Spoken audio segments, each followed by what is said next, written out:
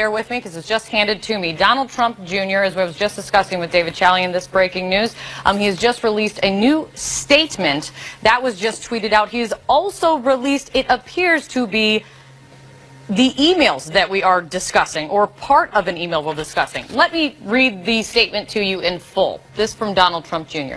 To everyone, in order to be totally transparent, I am releasing the entire email chain of my emails with Rob Goldstone about the meeting on June 9th, 2016. The first email on June 3rd was from Rob, who was relating a request from Amin, a person I knew from the 2013 Miss Universe pageant near Moscow. Amin and his father have a very highly respected company in Moscow. The information they suggested they had about Hillary Clinton, I thought, was political opposition research.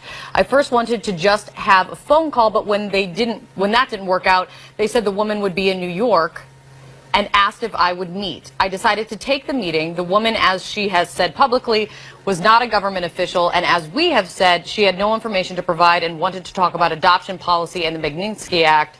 To put this in context, this occurred before the current Russian fever was in vogue. As Rob Goldstone said just today in the press, the entire meeting was the most inane nonsense I ever heard, and I was actually agitated by it. All right, so that is the new statement coming out from Donald Trump Jr.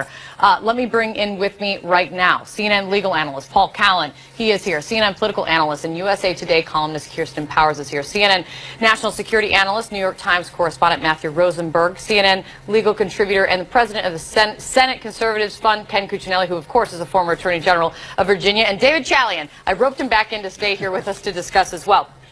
I'm going to acknowledge, guys, I have not been able to look through this email right yet, and David, on your phone, it's probably going to be way too small. Yeah. But it looks like he is releasing something of an email chain that goes back and forth with Rob Goldstone. Paul, this is really interesting stuff to be putting out in the face of all of this. Well, I'm not surprised. I mean, he knows he's going to be under oath before a congressional committee. He's going to have to answer questions. So I think he's trying to get in front of the story, and I think this is a wise move on his behalf. The Trump position on this is that this is nothing criminal. This is simply opposition research that happens to emanate from the Soviet Union, or the Russian Federation, I should say. But he's trying to get in front of the story. Let me read part of this. Let me read this. It looks like this is the first email from Rob Goldstone. Kirsten, if you follow with me. And again, this print for some reason is extremely small, but let me try to read this for everybody. It says, good morning. Amin just called. This is from Rob Goldstone to Don Trump Jr. Just called and asked me to contact you with something very interesting. The Crown Prosecutor of Russia met with his father this morning, and in their meeting offered to provide the Trump campaign with some official documents and information that would incriminate Hillary and her dealings with Russia and would be very useful to your father. This is obviously very high-level and sensitive information, but is part of Russia and its government support for Mr. Trump. Wow. Helped along by Eris and Amin. And then he goes on to, what do you think of how to handle this information, and then how they're going to go forward. This is the first time I'm reading it, David, obviously, and Kirsten, the first time, but that is that's an important line. That's a very important line, and also, again, it's too small to read, but I see someone from The Atlantic tweeted out that she's identified as a Russian government attorney. So this is a person who, also, by the way, and according to that, they're saying they know she's coming in to talk about basically Russian sanctions, right? And so it's, and by the way, whenever Russians talk about adoption, that's really what they're talking about. That's exactly right. And so, you know, they should have known that. They should have known that so, and just so people understand, the sanctions are against Russian government officials. So unless this woman just has a hobby of lobbying on behalf of the Russian government, she's probably connected to the Russian government. I mean, in her interview this morning with NBC, she said that. For years, I have worked on this issue of the sanctions. So again, unless she just is a hobbyist and just works on, you know, trying to get sanctions lifted against Russian government officials who are cronies of Vladimir Putin, it's a reasonable assumption that this woman is connected to the Russian government. But Kate, that line that you just read in that email, where Goldstone makes it clear to Donald Trump Jr. that this is the government support. Exactly. This is part of Russia's and its government support for Mr. Trump. So to me, that negates the whole line that Donald Trump Jr. is offering in his tweets, that the Russian narrative was not in the ether and there was no big deal about Russia at the time. So, well, it doesn't matter. It doesn't matter if that was a storyline or not. It's in this email that he was alerted that the Russian government is seeking to help his father's campaign. And you know, it goes beyond that, too, in an important way, I think, because It talks about an official document of the Russian government. Now, this would suggest Russian government involvement, not just in leaking information, but how did they obtain a document relating to Hillary Clinton? Was it through hacking or illegal entry into U.S. computer systems? That gets closer to a link to possible criminal conduct if, in fact, that's what is being referred to here. Of course, we don't know at this point. Let me bring in Ken Cuccinelli. We're all seeing this for the first time together. But you straddle both the political and the legal. What's your reaction to what we're reading right now?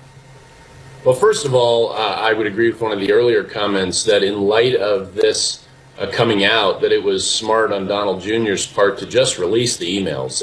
If their whole team would take that more open approach, even with, look, we're talking about an ugly line in this one of these emails, and we're going to talk about that, and we'll talk about it in other evidence that comes out too. But it would be so much easier, and I think beneficial in the long run for the whole Trump team, if they went hunting this stuff down, and if they started putting it out. And look, Donald Trump, the president, has no trouble taking shots on the chin and then giving them back.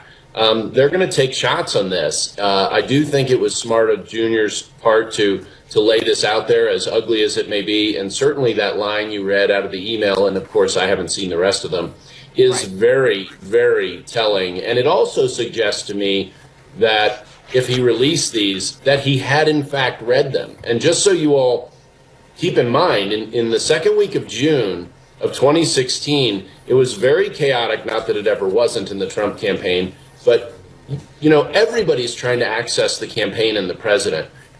There's a bazillion emails coming in. It may have been a plausible position to say, I never saw these emails, except that it came from someone he knew. It was about someone they had worked with in Russia, who they apparently held in some regard on a business level. And obviously that connection was used on the other end to access Donald Jr. This is one of the issues. You know, this isn't Billy Carter. Billy Carter wasn't involved in the government with Jimmy Carter. The family of Donald Trump has been intimately involved in governance. And because of that, all of them are targets of this dragnet. And here's Donald Jr. in it. And we're going to be hearing more about this as the days go forward. Matthew, let me bring you in as well. I'm perusing through more of these emails, and in one of them, and it's again, this one goes from Rob Goldstone back to Don. Yeah, great. They just pulled it up on the screen. Thanks, guys. And it starts with a hope all is well, pleasantries. But then it says, Amin asked that I schedule a meeting with you and, as Kirsten said, the Russian government attorney who is flying over from Moscow for this Thursday. So that seems to be a problem in the fact that this person is not connected to the Kremlin at all. Yeah, I mean, you know, you can claim, I guess, plead naivete here. This is somebody who wasn't in the government, who had no real experience with this. But I think they're going to run into a problem, which is that, you know, you're taking information to hurt a political opponent in an American election from somebody who's publicly identifying themselves as coming from the Russian government, information that's coming from the Russian government. And that's going to raise a ton of questions with the FBI investigators among senators and House members on the Hill. And I think you saw that with Senator McCain. And then the other question, if I were sitting in an interview right now with Don Jr., I would probably ask, which is, if you didn't think there was anything wrong with this, why are we only finding out about it a year later? You know, we've had months and months and months of this kind of slow drip of revelations of somebody met here, this person met there. And at some point, it's like, you know, if there's nothing to see here, why not just tell us all about it? Why not just come out and say it, tell us everything that happened, instead of, you know, only kind of coming out with the details after the stories are broken, after the news is out? What does this also mean? Excellent point, Matthew. David, what does this also mean then for the other two people in that meeting? Jared Kushner and Paul Manafort. I mean, maybe best case scenario, Don Jr. didn't share this with them ahead of time? Didn't share the email with them. Yeah, the email information? That would be the best case scenario. You know, I think it has been reported that Jared Kushner was in the meeting for a shorter time, right, in and out of that meeting. But it is because of Jared Kushner. Remember, he initially filled out his security clearance form, right? And he did not include initially. It was submitted prematurely. They grabbed it back, they filled it all out again, they put it in. to detail contacts with Russians, right?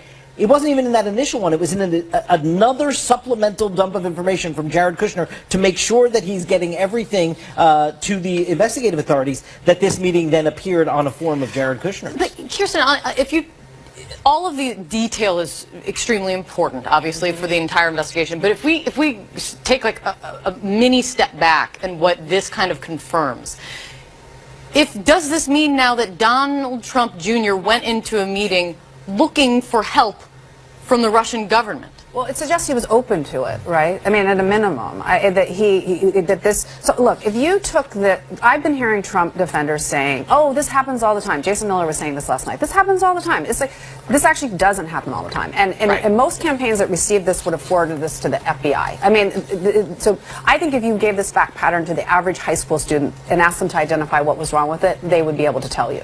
So it really is hard to believe that Donald Trump Jr. did not understand what he was doing here.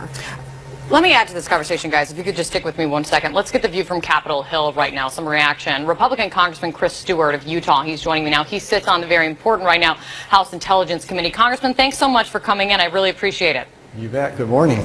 Good morning. We're getting to this new information. I'm not sure how much you've been able to hear our conversation or to see, but of this news about the meeting that Donald Trump Jr. had, Donald Trump Jr. has released the entire email chain that he had with his kind of go-between. Here's an important line I'd like to get your reaction to in this email. This go-between, Rob Goldstone, writes to Donald Trump Jr., this is obviously very high-level and sensitive information, but is part of Russia and its government support for Mr. Trump. What does that tell you, Congressman? Well, I don't know, honestly. It's something that's just being revealed to me even as we speak here, and it's something we obviously would want to look into. Hey, look, I'm not here to defend Mr. Trump or Mr. Trump Jr. I'm here to discover the truth, and I think the House Intelligence Committee has always been committed to that. We're going to investigate this and report to the American people, so having you read it to me, I wish I could be more helpful. I really do, but it's just too early for me to really respond to it, having not seen it or really seen its context. Does it raise new questions for you? Well, I think so. I mean, any one of these things raises questions. And look, I know there's a lot of people who, dream of Donald Trump being impeached and the Russian collusion being proven and that being the outcome. And again, we've been disappointed in that, in the sense that, most of these things turn out to be, just not much there. When you talk to Natalia, she says we didn't discuss this. She says, at least as far as I know now from press reports, she says I never had any negative information or damaging information on Secretary Clinton. From what I understand, Mr. Trump Jr. says we discussed primarily the Russian adoption issue. We never discussed any negative information. And I guess these emails kind of set up a different story for why the meeting took place, but it sounds like the context of the meeting really didn't discuss any of this. But the intent of the meeting, if Donald Trump Jr. knew going in that, one, it was in order to help the Russian government's Russian government wanting to help Donald Trump's campaign, and also in another email, it says that she's coming and she is a Russian government attorney. Does that seem appropriate to you? Well, no. I mean, that's obviously would be concerning to us, and it's one of the things. Again, we would want to question that and dive down into that. Again, my understanding is she says I wasn't a Russian official. I wasn't working as an agent of the Russian government. This seems to indicate that maybe she had some affiliation. I really don't understand that. Let's ask the question and try and find out. Do you want Donald Trump Jr. to come and testify before your committee? Oh, for sure. I mean, I just think this is one of those things the American people are going to wonder about. And it's going to have a lot of unanswered questions, I think, unless he's willing to come and testify. I have to give him credit, and I thank him. Thank you for releasing these emails, for doing it, very quickly. It gives you and I and the media and those of us on the committee a chance to really digest them. I think that was a good, positive step. There's probably more questions about this that these emails will raise, and we look forward to having a chance to speak with Mr. Trump Jr. about this. Does it seem pretty clear at this point, though, that from the email, just even the sentence that I read to you, that Donald Trump Jr. went into this meeting, if not seeking, at least open to getting information from the Russian government to help his father's campaign? Again, I know it would seem that way, but I hate to prejudge it. I mean, there's just been so many times in this investigation where it seems like something is A, And then when you put it in context, you learn more about it, you find out it's really not. So I think to be fair to the process and to be fair to Mr. Trump and frankly Natalia as well, I would like to hold judgment on that. But look, it's very obvious that there's some questions that arise because of these emails that we look forward to asking and getting answers to. Should he have notified the FBI about the email, about the meeting? You know, I don't know. It's, again, kind of early. I would say this. If they had a meeting and some of the negative information about the secretary was shared, then I think, yeah, the appropriate response and what I would have done at that point was say, you need to share that with the FBI. You need to share that with the justice officials. But I tell you, you know, in politics and I think probably in life, we hear lots of things and often it turns out not to be much there. And so I don't know that you would share just based on this one email. And once again, I come back to what both people who were in the meeting have said was no negative information was shared. Natalia said, I didn't have any negative information on Secretary Clinton. If she had shared something, I think that would have been a bigger burden for Mr. Trump to share that with FBI officials. Right, but the fact that the meeting happened at all, is that not significant? I mean, regardless of what information came out of the meeting, when the meeting is set up as a Russian government attorney and the Russian government's assistance to help your father's campaign, that's not. I agree with you. I mean that's a meaningful development. That's something that the American people and those of us on the Intelligence Committee will want to learn more about. There's no doubt about it. With an email chain like that, would you have taken a meeting after receiving an email like that, Congressman? I don't know. I mean, honestly, it's hard for me to imagine that someone would come to me with something like that. You know, look, people come to me all the time and say, I've got negative information on, you know, your opponents or negative information about this or that or another. Maybe negative information is one thing. Oppo research is, you know, that's the name of the game. But a Russian government wanting to assist your campaign, a Russian government attorney wanting to assist your campaign, you take that meeting? No, I'm not saying I would take the meeting. I'm just saying it's hard for me to judge that. I think we need to learn more about that. But honestly, it's hard for me to envision myself in that scenario. So it's, you know, difficult for me to imagine how I would respond to that. But no, I can't imagine that if someone said to me, or if any foreign government has negative information, my first response, I think, would be to share that with some other officials. Really quickly, and I think we got to get going, but you are a former Air Force pilot. You were an Air Force pilot for 14 years, if I have that correct. I just want to get your reaction to the tragic crash and death of service members that happened overnight, just to get your thoughts on that. Well, you know, look, those who serve in the military, you know, God bless them. God bless their spouses. You have to remember these families back home, and I remember getting a phone call one morning and hearing the wife of a very good friend of mine, and all she said was, "Oh, Chris." And when she said that, I knew that there was bad news. And I mean, that's the thing that all of these families dread. So in any one of these circumstances, God bless them for serving, and let's do everything we can to support and comfort those who need it at this time. Absolutely. Congressman, I really appreciate your time. Thanks for juggling the breaking news with me. We'll look forward to seeing what comes out of the committee, of course, especially on this news. Thanks so much. All right, let's stay on Let's go over to Washington. Let's stay in Washington. Let's go over to Evan Perez. He's got some new reporting coming in. Evan, what do you got? Well, one of the things that's really... Every single time we've tried to provide any meaningful relief for the people hurting under Obamacare, the position of Senate Democrats has been not only no, but hell no. They've opposed anything to help the people who are hurting. Right now, look, I would happily work with Democrats if they're willing to address it. But the position of Democrats is not only do they not want to repeal Obamacare and help the people who are hurting under it, they want to expand Obamacare and make the problems worse. That's not compromise, that's moving backwards. Senator, will you oppose? In my view, you asked a minute ago about compromise. My views. All right, so we're listening to Ted Cruz right there on Capitol Hill. Many of the issues that we were juggling. Let's get back to Evan Perez. Evan, you were just beginning with your reporting. Fill us in. That's right, Kate. Well, one of the things that's interesting here is that our reporting indicates that the FBI did not have possession of this information on this meeting prior to this coming out over the weekend from the New York Times. So We do know, however, that they have been looking at intelligence information that they've gathered over the past year doing this investigation that they believed indicated that the Russians believed they had in some way were trying to collude or coordinate with the Donald Trump campaign. So the question is, what else does the FBI have, and does this amplify, does this add to what the FBI already had and Robert Mueller, the special counsel, what they already have as part of this year-long investigation into the Trump campaign and its ties to Russia?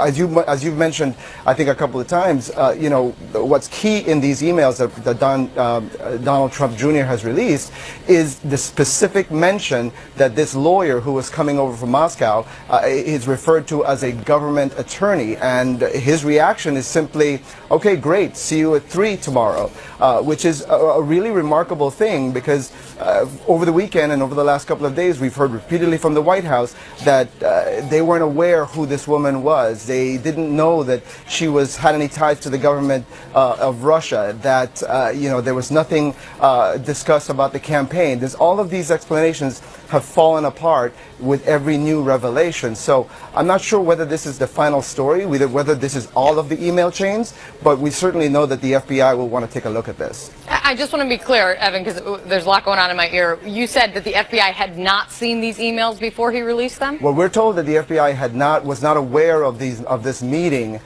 before this came out this weekend. So that's one of the things that's interesting about this. They already had apparently enough information from intelligence sources that indicated some you know, suggestion of collusion or coordination, which is why they've been investigating this now for about a year. So it's interesting to me that even without this new information, they already had something significant that caused the investigation.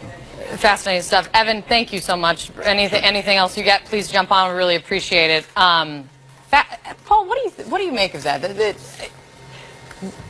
We don't know exactly what Bob Mueller has, what the FBI has, if he has these emails or not. But it sure came as a surprise, it appears, to the Republican congressman on the House Intelligence Committee that we just spoke to. It seems like that was absolutely the first time that he was hearing about this, that when Don Jr. just released this. Yeah, I think it's a real shocker of a piece of information, because it's a direct link to the Russian government. And obviously, Donald Trump Jr. knew he was, or at least thought he was, meeting with a certified representative of the Russian government. And what surprises me is, wouldn't he have called his father and said, hey, Dad, the Russian government's reached out to me. They've got some stuff on Hillary. Wouldn't that be the normal thing that would happen in a family that's close? So I find it very difficult to believe that this is not going to lead in some way to the president eventually. The other thing you have to remember is that at least 5 top people in the Trump administration have denied any contact with the Russians, including the current Attorney General. Now, when pressed, this story has begun to fall, and this now is the clearest indication that there was contact early on in the campaign. You raised an interesting point, and Matthew, let me ask you this. David Chalian and I were discussing this also. Where was Don? Do you know, I might be picking your brain too much to ask you to go back to June 9th of 2016 here, but do you know where Donald Trump was that day when this meeting happened? I actually don't. That's a very good question. I'm going to look that up when we're done here. You know, I think, though, that there is a real, everybody else here raises the point, which is that Trump and others around him have continually said, look, we had no real contact with any Russians. And that wasn't the case. And I also think, you know, there are a bunch of bits of information that have dribbled out that the FBI and the investigators do not seem to be aware of immediately. I think they're still trying to bring their case together. And you can see it. And a lot of this has to do with a lot of the intelligence being murky. There's just a lot of kind of smoke and mirrors. But I'd also ask the congressman who's on before, and I think this is a worthwhile question, which is he keeps referring to kind of revelations that turn out to not really be, there's no real there. And I'm not really sure what he's referring to, because I know there have been a bunch of revelations about meetings and contacts that we still have a lot of questions about, that it's still not clear what went on in those meetings. But it's not that there's no there, it's that we still don't know. It seemed, Kirsten, the congressman was genuinely surprised when presented. I mean, if an email isn't evidence, then what was happening with Hillary Clinton the whole time? You know what I mean? Like, emails are emails are emails. Yeah. This is a chain of custody. But I also think there are a couple more things in the email, you know, where he's told about Russia's support for Donald Trump, right? There's a reference to that, and he doesn't. that's a shocking thing to hear, right? That Russia supports the candidacy of Donald Trump. And that alone would send off alarm signals. I think anybody else who gets that would be like, what do you mean Russia supports my candidate? That's, and so he doesn't even in any way seem bothered by that. He also claimed he didn't know the name of this person, and in the emails, he's told, I'm going to send her name for security. Well, maybe, and it could be one of those things we have seen before. Just come in. Thank you, Lauren.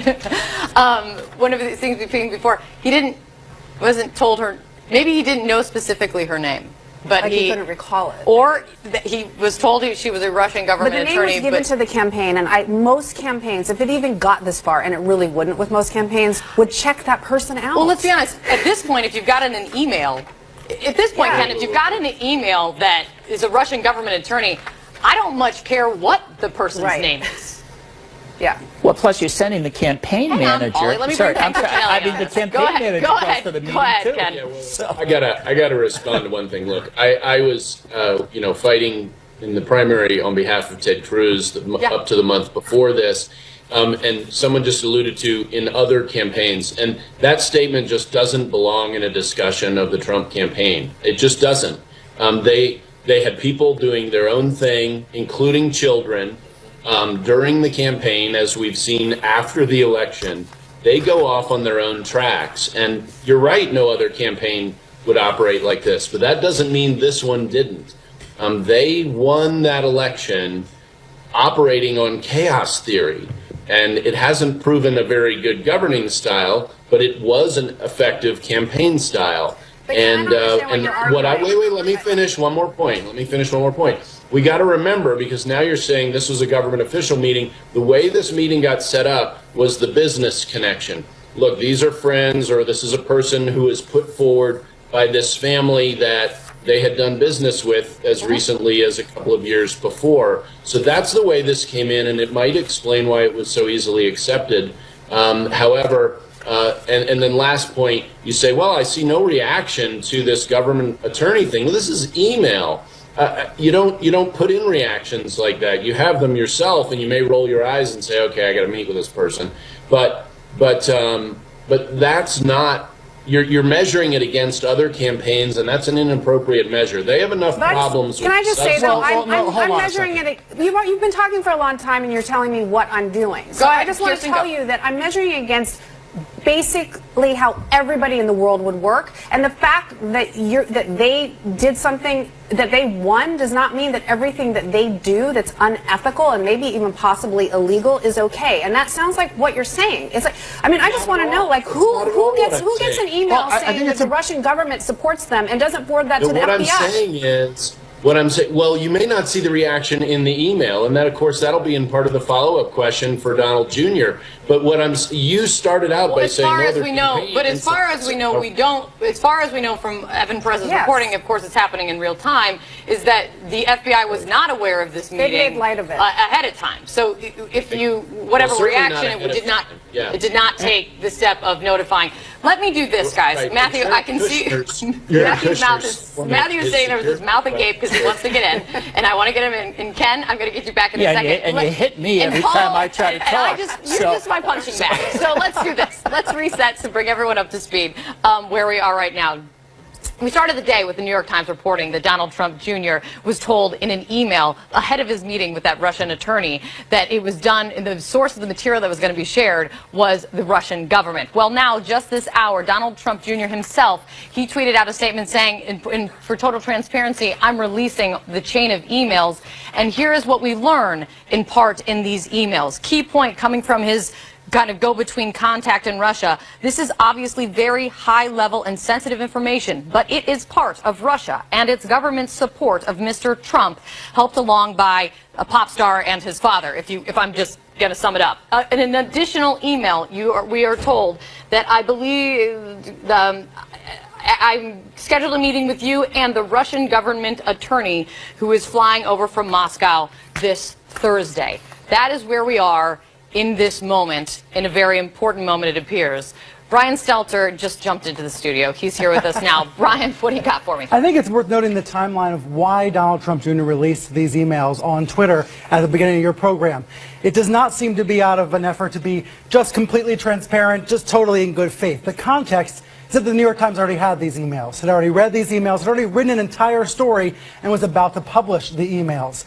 At that point, the New York Times called up Don Jr. for comment, asked his team for comment. They said, give us more time, give us more time.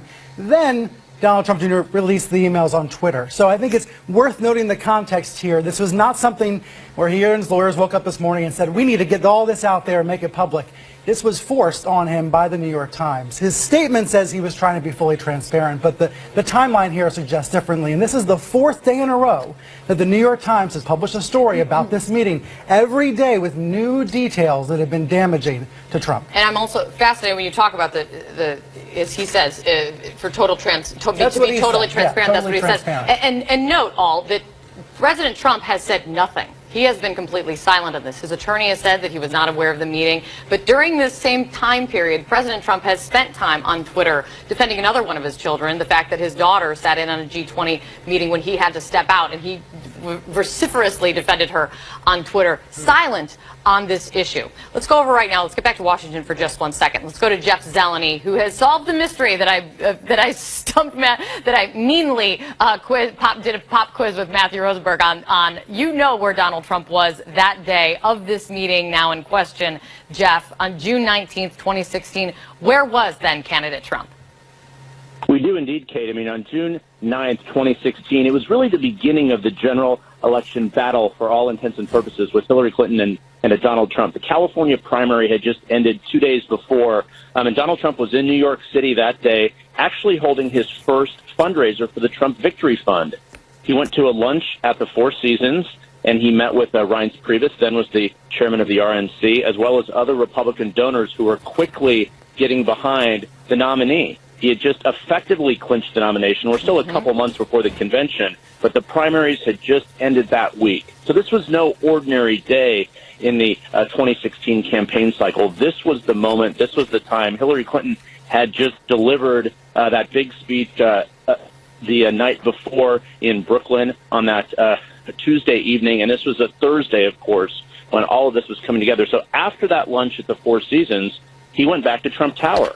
We went back and looked at the reporters. We at the reports from that day. CNN's Jeremy Diamond, who spent virtually every day on the campaign trail with Donald Trump, said he remembers then candidate Trump being at the Four Seasons and then going back to Trump Tower. So we don't know, have any reason to believe he was at the meeting, but it is certainly raises many, many questions, and the credibility of this White House has been questioned and tested so many times before in terms of where people were, the meetings people had.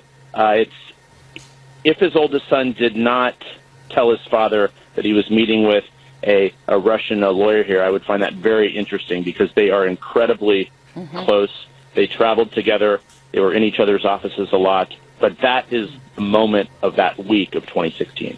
Fascinating stuff. Jeff, I really appreciate tracking it down for us. Thank you so much. And a big question, we had a Republican congressman who sits on the House Intelligence Committee on a short time ago. Him hearing it for the first time as I was reading it, he seemed genuinely surprised and said he would like to see Donald Trump Jr. appear before his committee. He said absolutely they have more questions for him now.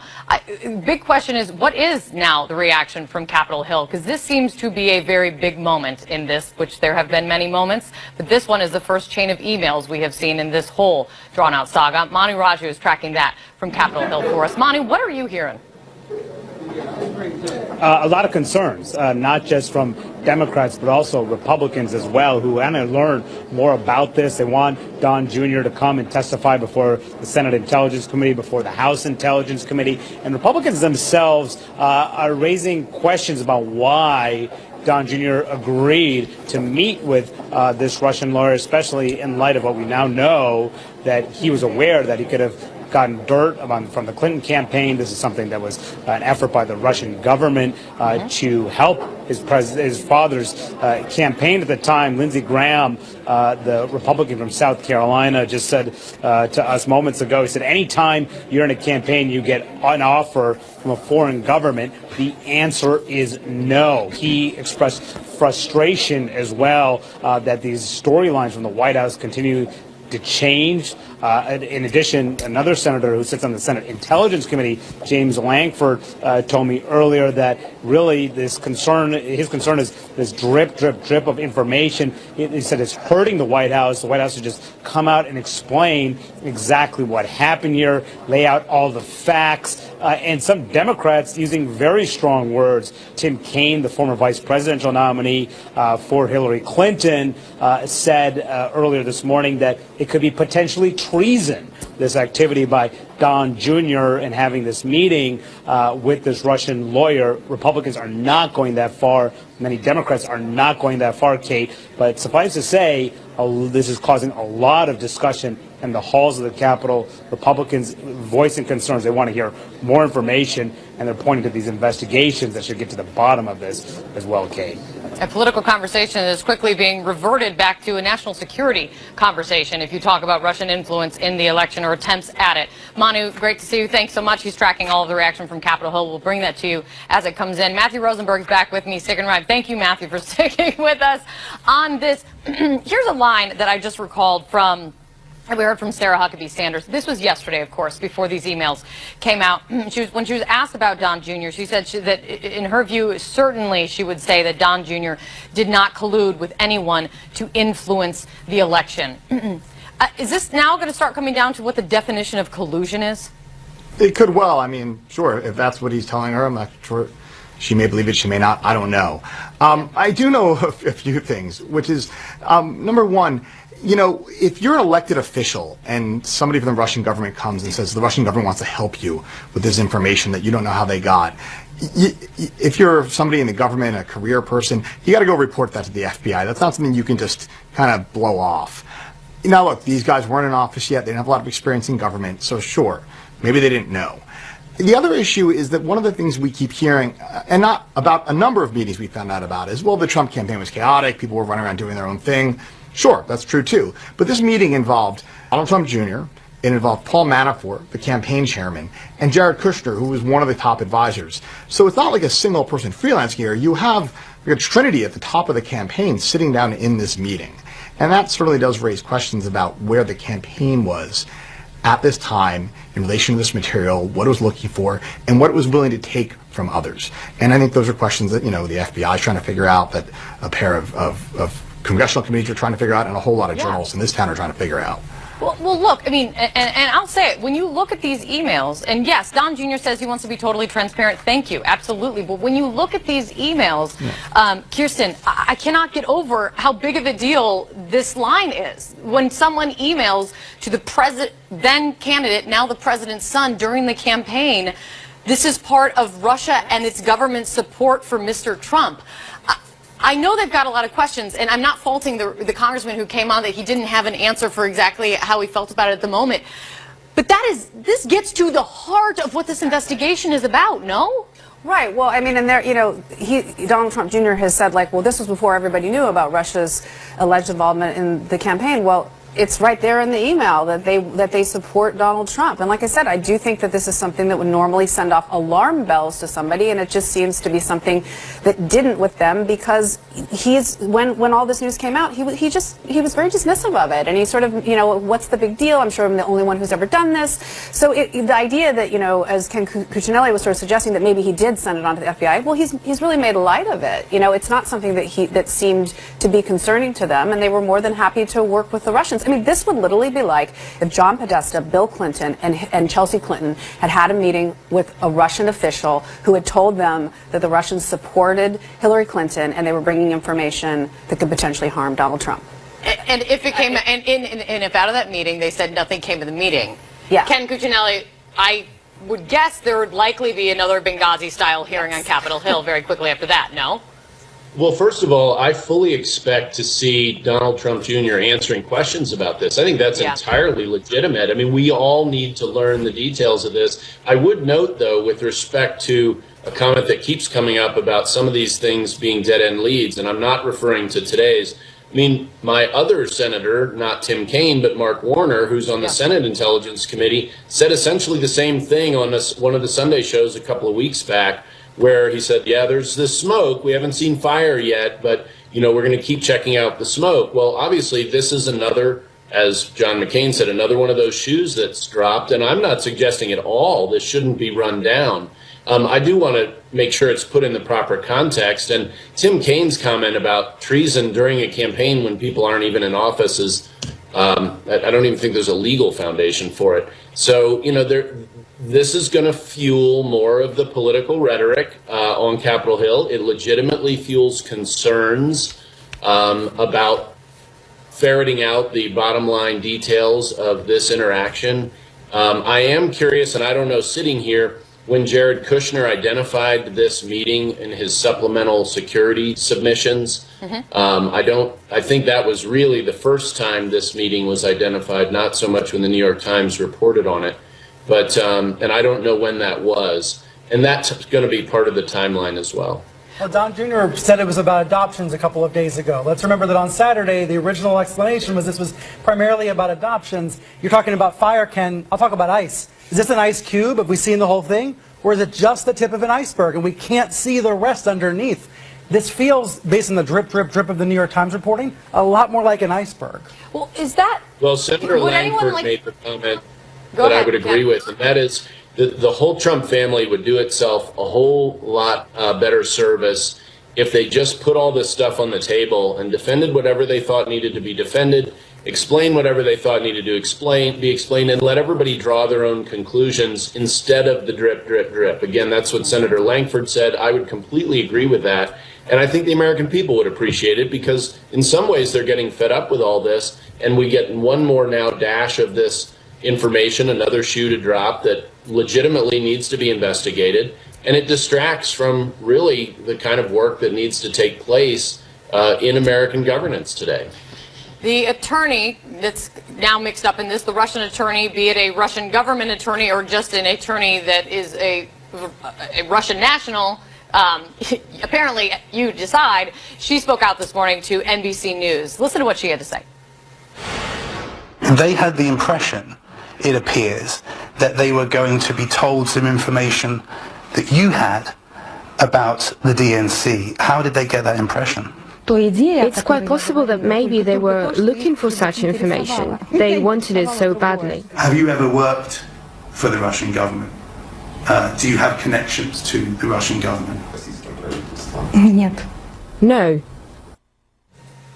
So we have that added to the mix. Jake Tapper is now added to the mix. Jake, what do you make of this?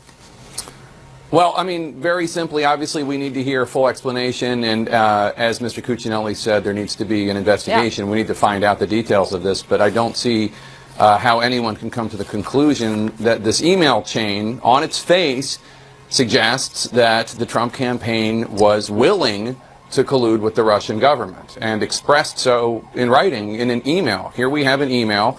Let's just back up and go over this so people can see what I'm talking about. And with Rob Goldstone, a publicist who is friendly with both Don Trump Jr. and others in that orbit, is talking about how Ayman Algarov, just so we can state who the Algarovs are, they're a family in Russia that the son is a pop star, the father, Aras Algarov, is a real estate developer. They have known the Trumps for some time. They did some business, or at least were associated during the Miss Universe pageant some years ago when that was in Russia. So Ayman just called me and asked me to contact you with something very interesting. The Crown Prosecutor of Russia met with his father, Aras, that's the real estate developer, this morning, and in their meeting offered to provide the Trump campaign with some official documents and information that would incriminate Hillary and her dealings with Russia and would be very useful to your father. So here we have, if Rob Goldstone's email is to be believed on its face, and as always with all of these stories, don't just believe an email because somebody says something in an email, but according to this email, the Crown Prosecutor of Russia is reaching out to Aras, knowing presumably that Aras has a relationship with the Trumps, and offering to provide information, we don't know what kind of information, that seems to document unflattering information about Hillary Clinton, and wants to give it directly to Aras to give to the Trump campaign. It would presumably go from Aras to Ayman Algarov to Rob Goldstone, etc., or I guess through this intermediary, this attorney. This is obviously very high level and sensitive information, but is part of Russia and its government support for Mr. Trump, helped along by Aras and Amin. What do you think is the best way to handle this information, and would you be able to speak to Amin about it directly? And Don Jr. Writes back that, thanks, Rob, I appreciate it. I'm on the road at the moment. Perhaps I could just speak to Amin first. Seems we have some time. And if it's what you say, I love it. Especially later in the summer. Could we all do a call first thing when I'm back? And then most of the rest of the emails are trying to coordinate a time, although there is another reference to the Russian government attorney who is flying over from Moscow for this Thursday. That presumably would be the attorney with whom he met. So according to Donald Trump Jr.'s latest information, and when we do need to acknowledge that his stories on this information have changed. In March, he had never met with anyone from the Russian government, he told the New York Times, in any way in his capacity with the campaign. We now know that to not be true from his own admissions. On Saturday, he told the New York Times, that this meeting was about adoption, primarily. And then when the New York Times went back at them with more information, he acknowledged that the information was about damaging information on Hillary Clinton and obtaining it. We still don't know what was in the meeting. Obviously, the attorney, the Russian attorney in question, has a very different take on the story. Again, just because somebody says something in this tale doesn't mean that he or she is to be believed. But on its face, this email chain. Now, we need context, we need information, we need to talk to Don Jr., etc., the press, and also, I'm sure, investigators. But on its face, this email chain is proof of a willingness expressed by Donald Trump Jr. to collude with Russia to get information directly from the Russian government through intermediaries to help the Trump campaign. I mean, I don't see any other way to read these emails. I think it's the burden is on him to explain it otherwise at this point. When he releases an email with lines like, "This is done by the Russian government in order to assist the campaign of your father." I mean, unless it's lost in translation somehow, there's no other way to read it. This also brings in a pretty stark relief. It reminds me of the interview that you did with Don Jr. just shortly after this meeting happened, Jake. Yeah, it's amazing. I don't know if we have that clip ready to go, but just to set it up. Yeah, we do. You know what? Let's run. Yeah, let's run it. Well, before we do, if we could, just for 1 second. This is in July. This is the morning of the week of the Democratic National Convention. The DNC was hacked weeks, if not months, before. And in June, after this meeting that Donald Trump Jr., Jared Kushner, Paul Manafort had with this Russian attorney, after that meeting, Guccifer 2.0 announced that he had hacked the Democratic National Committee. Now what we have in July, to set the stage for this clip, emails are starting to come out from the DNC that suggest a lot of hostility towards Bernie Sanders from DNC staffers, and it causes quite an uproar. Robbie Mook, the Clinton campaign chairman, comes on my show that Sunday, State of the Union, and says that experts had told him that it was the Russians who were behind all of this. Donald Trump Jr. was the next guest, and here's what he had to say. Well, it just goes to show you their exact moral compass. I mean, they'll say anything to be able to win this. I mean, this is time and time again, lie after lie. You notice he won't say, well, I say this. We hear experts. You know, his house cat at home once said that this is what's happening with the Russians. It's disgusting. It's so phony. I mean, what's so amazing about that righteous indignation is that came weeks after Donald Trump Jr. had received these emails from Rob Goldstone in which it was expressed that the Russian government wanted to help the Trump campaign. Right. And here you have Donald Trump Jr. acting as if the notion that the Russians were trying to help the Trump campaign was an evil and devious lie, when he had been told by a confidant, Rob Goldstone, that that was the case. Jake, stand by with me if you could. I think we have Robbie Mook, the former campaign manager of Hillary Clinton's campaign that you referenced right there. I think we have Robbie on the phone. Robbie, can you hear me? I can. Thanks for jumping on. I really appreciate it. You're obviously seeing all of this in real time like we are. Your reaction to the emails that Don Jr. released? Well, it's surprising how transactional this appears to be. Even I was surprised, and I've been pretty skeptical when the Trump people have claimed that this was all trumped up, no pun intended. I'm concerned, however, about what we don't know right now. They've withheld so much. They've lied so many times about whether these meetings took place at all. If this is what they're willing to send to us, I can only imagine what they're not willing to send. And I'm frankly concerned that this may be an attempt to get us to focus on Don Jr. when we know there are a lot of other people that we were already told were talking to Russians. Carter Page, Roger Stone said he was in conversations with WikiLeaks. So I think it's important that we continue to demand all the information here. And the other thing I would just say is we need to act, Congress needs to act to protect our country. I mean, we can see in that email that the Russians were doing everything they could to support Donald Trump. By the evidence, by Trump's own behavior, it looks like he's doing a lot to try to advance Russian interests through our foreign policy. And that's got to stop. And I just continue to wait for some brave soul in Congress. It needs to be a Republican because they're in charge. Somebody's got to step up and say enough is enough. We have too much evidence at this point that this administration has been compromised by Russian interests. Hey, Robbie, real quick, when you said that you think that maybe this is an attempt to get everyone to focus on Don Jr. rather than elsewhere, do you think that they're having Don Jr. take the fall or something? I don't know. I find it strange that after a policy of denying and denying and denying, all of a sudden they're putting out such an incriminating email. And again, my question is, what do we not know? What have we not seen? We know that Paul Manafort had deep ties to the Russians, even deeper than Trump's son. What conversations was the president himself having? I think this piece of information is incredibly damning, but again, the mere fact that they released it makes me wonder what has not been or will not be released. Robbie, thanks for jumping on the phone. I really appreciate it. Thank you. Jake, I hope you're back with me. What do you think? I mean, one of the things that I've noticed is that, and I've been struck by, is Donald Trump's silence in all this in the past few days. Yeah, it is interesting, especially since it's his son who is in the firing line.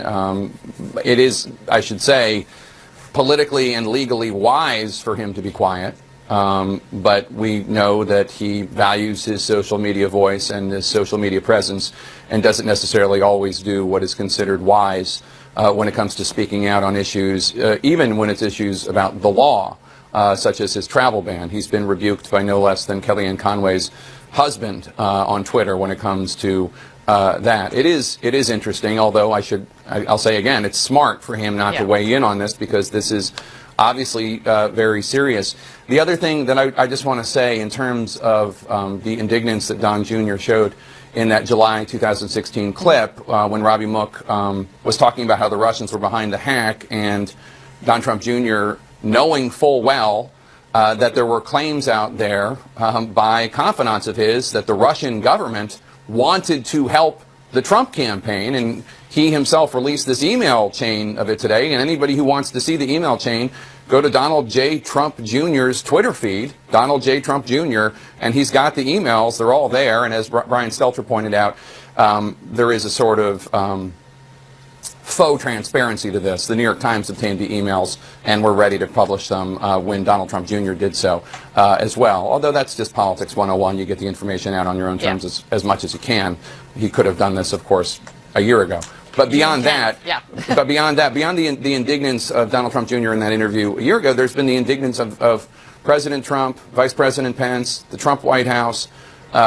It's very easy to find clips online or in our databases of the president and others very angrily talking about how there's no there have been no contacts with Russians, there's nothing to this story, it's fake news, etc., etc. One of the reasons why many strategists believe the Trump White House has been so aggressive in trying to undermine the Fourth Estate, whether it's the New York Times or the Washington Post or CNN, is because of stories like this, because 35–40% of the country doesn't want to hear this information, they don't want to believe it. and they don't want to believe it. But more importantly, the indignance of the Trump White House, knowing, some of them had to have known that this meeting took place. Some of them had to have known that these emails existed, of a confidant of the Trumps saying, I mean, it's really, if you had asked me, a week ago, do you think that we're going to have an example of an email sent by a confidant of the Trumps who has contacts with people who are supposedly close with the Kremlin, saying the Crown Prosecutor of Russia met with this other intermediary, Aras, and in their meeting offered to provide the Trump campaign with some official documents and information that would incriminate Hillary in her dealings with Russia and would be very useful to your father. I mean, I would have said you were crazy that nobody would put something like that in print, and certainly nobody associated with this campaign would then respond, I love it. Well, and crazy to think then that Don Jr. would be forced to release it. I mean, the chain of events that have happened in the past hour have been truly, I think, amazing. It's incredible. I mean, it does get at what I think, every White House contends is unfair leaking by investigators in the intelligence establishment. Although we should point out the initial source of that New York Times scoop over the weekend were people with close contacts with the White House.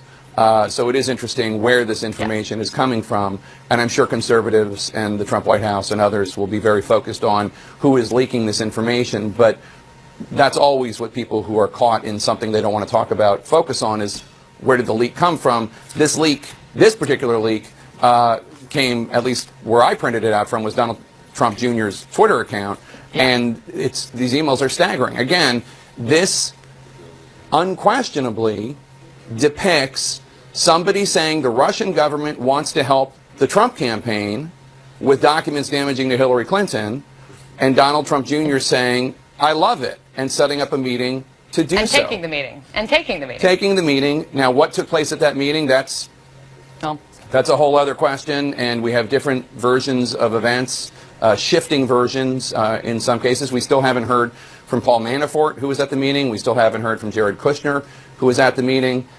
We heard from the Russian attorney in question, who is depicting this all as the Trump people wanted damaging information on Hillary, but she didn't want to talk about that. Again, grain of salt when it comes to her story, as well as anybody else's who hasn't been up front about this. But it's a staggering turn of events, and it's rather momentous. This can't just be dismissed as people out to get Donald J. Trump Jr. or fake news. This is evidence of willingness to commit collusion. That's what this is on its face. Now, maybe there's an explanation for it, and if that's true, we can talk about that. And we'll report it. We'll report it. But somebody saying the Russian government wants to help your dad with damaging information on Hillary Clinton, and Donald Trump Jr. saying, I love it, and then taking the meeting, that is a willingness to work with the Russian government to get damaging information on Hillary Clinton. And as has been pointed out by several campaign veterans, Republican campaign veterans, that is not normal. And no matter how much people say, oh, you always meet with people to get opposition research, you don't meet with antagonists of the United States. You don't meet with adversaries of the United States. You wouldn't meet with a mullah from Iran. You wouldn't meet with somebody associated with China for damaging information on the other candidate. It's great to see you, Jake. I really appreciate you jumping on. Our special coverage is now going to continue right now with Dana Bash.